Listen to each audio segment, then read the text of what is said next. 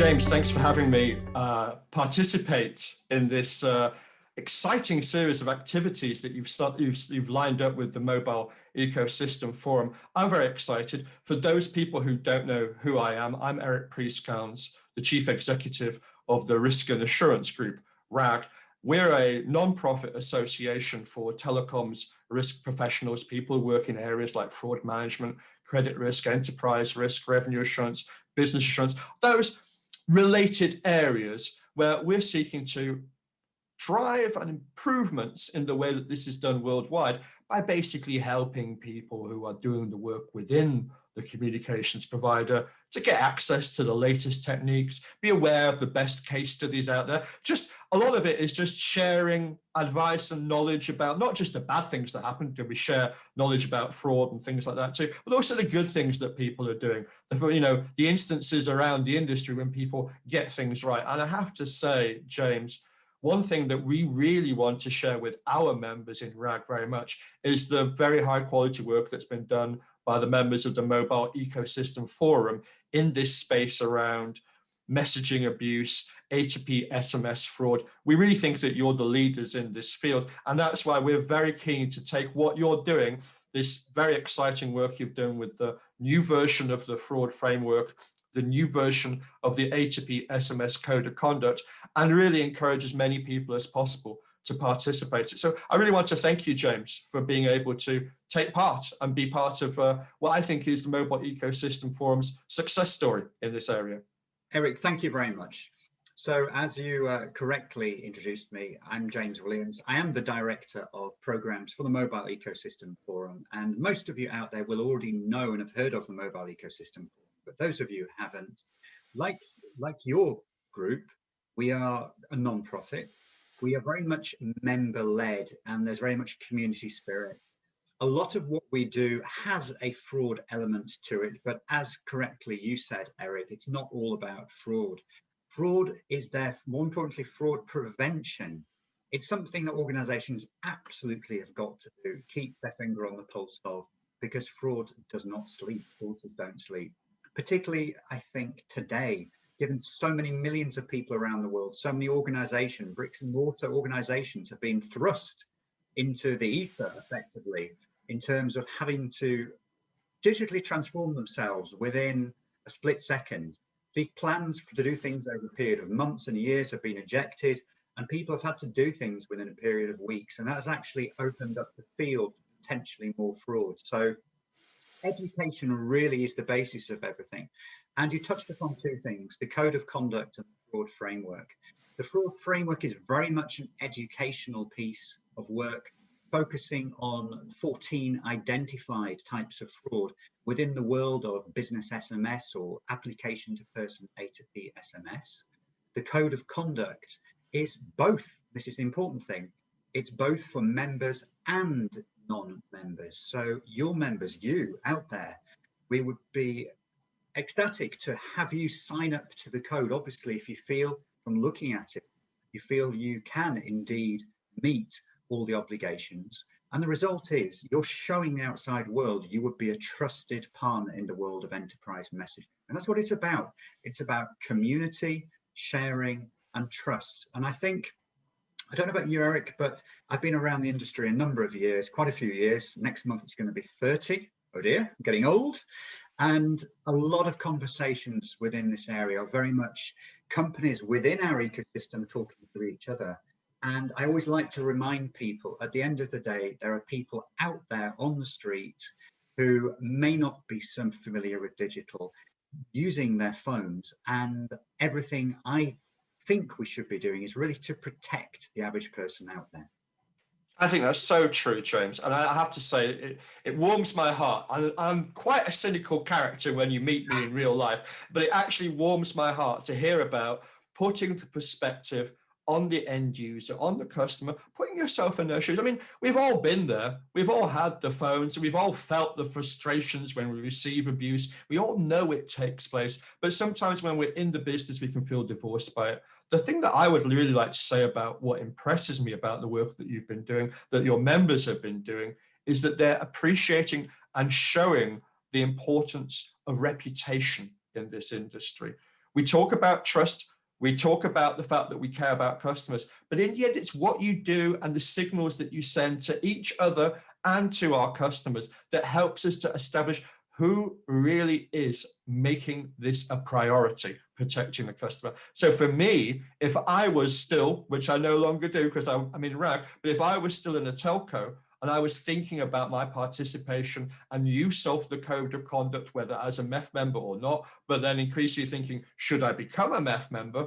The reason I'd be thinking that foremost in my mind would be to say, this is a statement about how I want people to perceive my business. I want people to understand that my business understands that there are things that shouldn't be done in the industry, and we're going to work with other people to drive out those negative behaviors. We're not just going to tolerate it, nor are we going to suffer in isolation, because if we do work together, that's how we'll actually achieve tangible results rather than the feeling of frustration that the bad guys always win all the time. So I want to join the club with the good guys for a change. And I think that's what's happening with you and your members. Exactly. And there are many, many other aspects to MEF. For example, here in the UK, we've got a fantastic SMS sender ID registry project. We're looking to take that abroad to other countries as well. And collaboration, the reputation side of things is important. One thing, since I started working in telecoms so many years ago, I find wonderful about telecoms actually is there is no one company out there that can say they are connected to every single mobile operator, every single content aggregator, every single mobile business messaging provider, every single enterprise. No one company can cover the whole world. Everyone has got to work together. It's a little bit different in other industries where technically we could have every car in the world could be a Ford potentially, but that can never be the case in the world of telecoms, because you're going to have some companies who are very, very expert or have some great connectivity in an area where even the largest player in the world cannot get a look in, whether it be because of personal relationships, market share, whatever the reasons may be. So telecoms is very unique in that, but at the end of the day, we all have got to work together.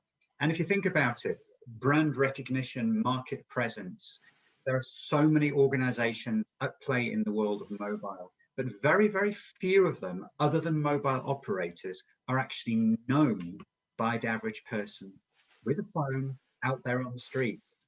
Mobile operators have that brand recognition, but even the largest messaging companies in the world, let's take Twilio with a brand valuation of over $40 billion. They would not be known by the majority of people here in the UK at all, in any way, shape or form, neither Infobip or Cinch or anyone else. So there's a lot to do in terms of reputation.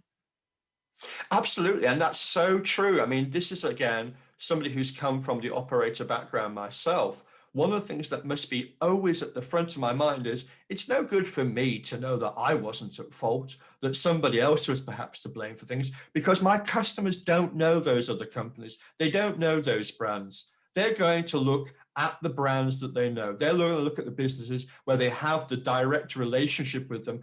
And those businesses become the repository of all those negative feelings for customers if we don't show that we are proactively dealing with issues like these abusive, spammy messages that people get that drive people up the wall. And it's inevitable.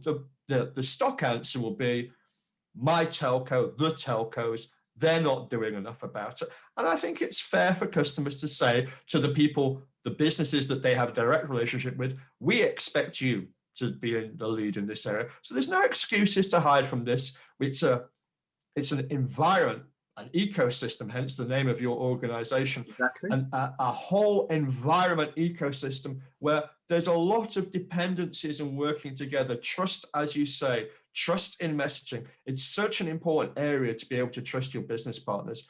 But it's not always easy when you're doing the job inside the operator to always know who you should be trusting, to the extent to which the track record of the businesses that you're dealing with, anything that helps to emphasize trust. And also with the mobile ecosystem forms code of conduct, now something that's underpinned by a degree of a compliance governance structure behind it. So you can enforce a code of conduct, that takes the pressure off a guy like me when I'm in that job, because now it's not just my evaluation or what somebody says about another business. Now I can see, as you say, there's a community, a member-led community, which is helping to distinguish who are the trustworthy business partners I should be working with, because I don't want to be making excuses all the time to my customers for when things go wrong and saying, don't blame me, look at them, or trying to solve all the world's problems in isolation, which is the other mistake we sometimes make, because these are not isolated problems. These are problems that we all face. And if we work together collectively on it, it does make such a difference, doesn't it? So I've been very impressed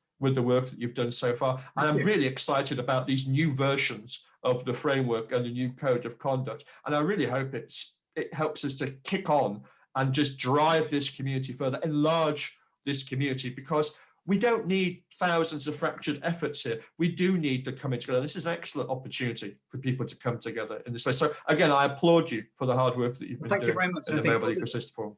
Thank you so much. Other trade bodies out there have recognized this and are considering, or have, for example, taken up the broad framework and are looking at the code of conduct as a basis moving forward. So why reinvent the wheel? Collaboration, it's all about collaboration. And the faster we can get the message out there that, yes, there are bad actors out there looking to do bad, but at the end of the day, these channels are fantastic, whether it's SMS, which of course what we're talking about with the code of conduct and the fraud framework, or it could be RCS, could be chat apps, could be anything you can think of, voice over Wi-Fi, video, push messaging, whatever it may be. All these channels are excellent. And it's just that there are certain use cases and certain times when one channel is better than another for whatever the reason. So we can show that all these channels are very useful, but be mindful of the fact that there are some bad actors around. And as long as we do everything we can to make people aware of this and to mitigate the risks, what we cannot do. And again, that's why I love the fact that there is a compliance environment behind the code of conduct. It's not just words on a piece of paper, because, forgive me, this is the cynical side of my personality. When it is words on the paper, you do fear that people will say, yes, of course, we agree to that.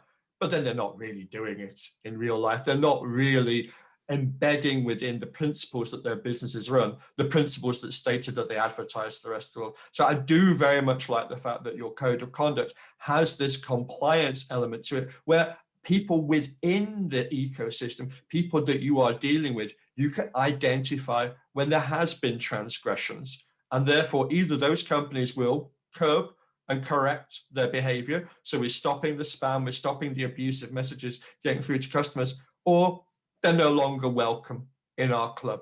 And that's why reputation then can be enhanced as a result of this, because it really means something to be part of this.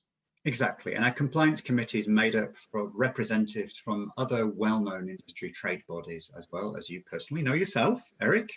And that is really, really important to keep that objectivity. And the fact it's not just MEF inwardly looking and saying we're going to arrange the compliance and enforce the compliance. It's not.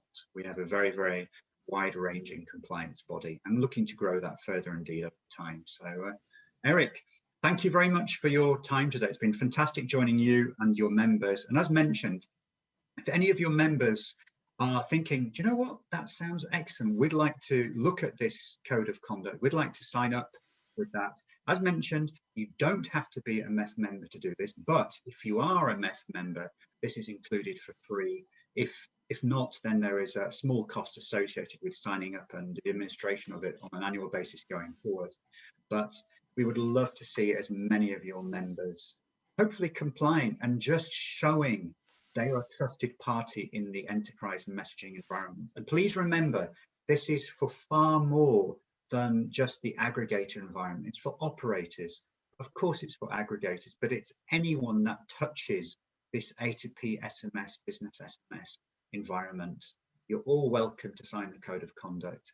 And yeah, just please show that trust, and let's show the world that although there is plenty still to do, we are doing everything we can as a global community of mobile partners to eliminate and stamp out fraudulent behavior. Well, no pun intended, but we're certainly going to get the message out to our members. Oh, dear. And actually, it was a bit Thank you. intended, that pun, sorry. But we're going to get the message out, and we intend wholeheartedly to not only encourage our supporters, RAG supporters around the world, all the telcos involved with us, but we're also going to try to find a way to make an easy stepping stone. So even if they're not currently members of MEF, they get to know a bit about your organization and they participate in the code of conduct, because as you say, we do not want to be reinventing the wheel. This is clearly the industry leading initiative in this area. So let's all pull together. And if we work together as one, we'll be more successful. Full power to you. You've got our full support. Thank you so much. And also, we've got so many events, so many live webinars this year in 2021. And it's not just for MEF members to participate in. And if any of your members think, do you know what, we'd like to get involved, get out there, we can very much include some of your members in some of our panels, etc., moving forward this year. So we'll be looking forward to hearing from your members as well. Likewise, James. Thank you today. Thank you, Eric. Thank you for your time. Bye. Bye now.